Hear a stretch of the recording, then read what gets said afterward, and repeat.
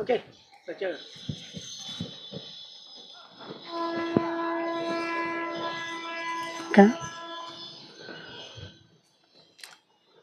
గోహింస పాపమని తెలిసినా, అలానే గోవధ నేరం అని తెలిసినప్పటికి కూడా గో అక్రమ రవాణా మాత్రం ఆగడం లేదు.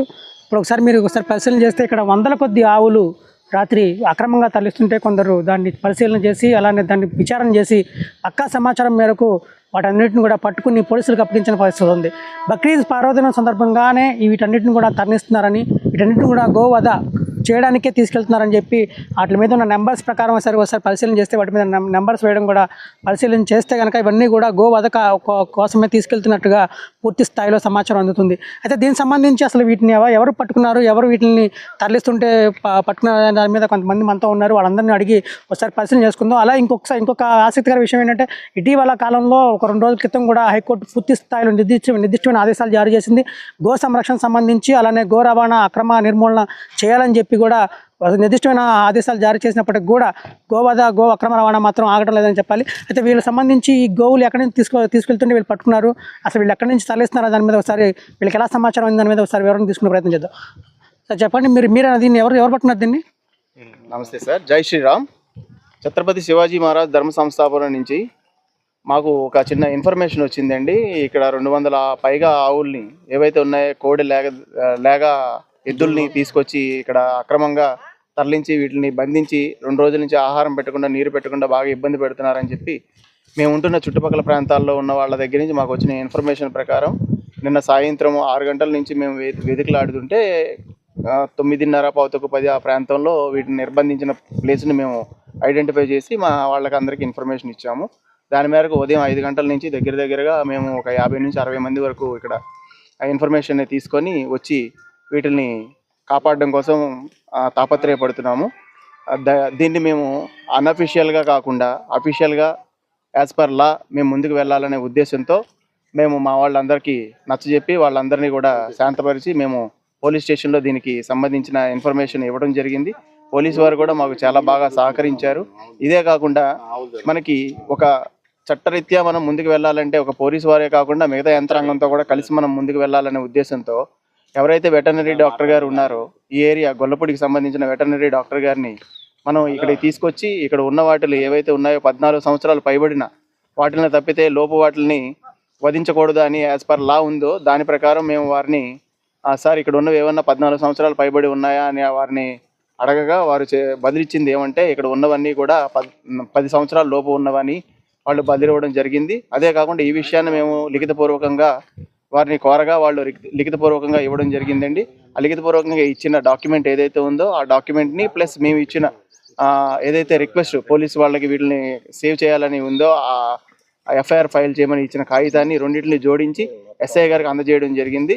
సిఐ గారు మాకు అందుబాటులో లేకపోవడం వల్ల వారికి ఉన్న బిజీ షెడ్యూల్ వలన కాస్త ఆలస్యం అయితే అయింది కానివ్వండి, పోలీసు వారు బాగానే సహకరించారు. ఎక్కడైనా కాస్త చీకటి పడుతుంది కాబట్టి సాధ్యమైనంత త్వరగా దీనికి పరిష్కారాన్ని చూపించవలసిందిగా కోరుతూ ఇక్కడ ఉన్న ఈ విధంగా ప్రతి సంవత్సరం జరుగుతుందని చుట్టుపక్కల వాళ్ళు మాకు చెప్పడం జరుగుతుంది. దీనికి శాశ్వత పరిష్కారాన్ని తీసుకురావాలని, గో సంరక్షణ చట్టాలు ఎన్ని ఉన్నా కూడా వాటిని ఉన్నవాళ్ళు ఎవరైతే ఉన్నారో వీటి మీద తినే ఆసక్తి ఉన్నవాళ్ళు ఎవరైతే ఉన్నారో అన్యమతస్తులు వాళ్ళందరూ కూడా ఆ చట్టాలని సరిగ్గా పాటించకపోవడం వల్ల భారతదేశంలో ఉండి భారతీయ సంస్కృతి సాంప్రదాయాలను కాపాడవలసిన బాధ్యత ఉండి వాళ్ళ మీద వారి వ్యక్తిగత స్వలాభం కోసం వారు కాలద్రోలి ఇవన్నీ కార్యక్రమాలు చేసి పక్కన వారిని రెచ్చగొట్టి గోడలకి దిగుతున్నారు. కాబట్టి మా హైందవ భక్తులందరికీ కూడా నేను ఒకటే చెప్తున్నాను, మన చేతిలో లా ఉంది. అకార్డింగ్ టు లా మనం ఫైట్ చేసి మనం సాధిద్దాము. ఎక్కడా కూడా ఎమోషన్స్ అవన్నీ కూడా కంట్రోల్ చేసుకొని జాగ్రత్తగా మనం సాధించాల్సింది ఏదైతే ఉందో దాన్ని ఖచ్చితంగా సాధిద్దాము.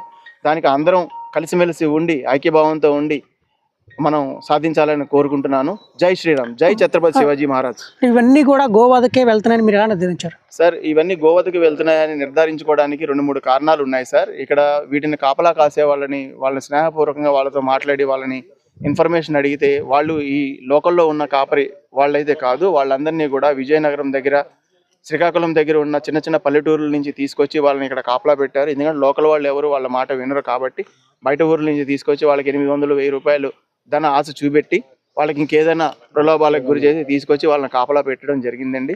2, ముఖ్యంగా మేము దీన్ని గోవధకే తీసుకొచ్చారని నిర్ధారణకు ఎలా వచ్చామంటే, దీనికి దగ్గరలో కిలోమీటర్న్నర డిస్టెన్స్లో కబైలా ఒకటి ఉందండి. ఆ కబైలాలో దీన్ని వధించడానికి అనుకూలంగా ఉంటుందని మూడో మనిషికి తెలియకుండా ఆ లోపల కనుక దాస్తే రోజుకి 150 రూపాయల నుంచి 200 రూపాయల వరకు ఒక్కొక్క గోవుకి చెల్లించాలి. అదే చెల్లించడమే కాకుండా ఆహారం కూడా వాటికి సమకూర్చాలి, నీరు, వసతులు అన్నీ చూసుకోవాలి.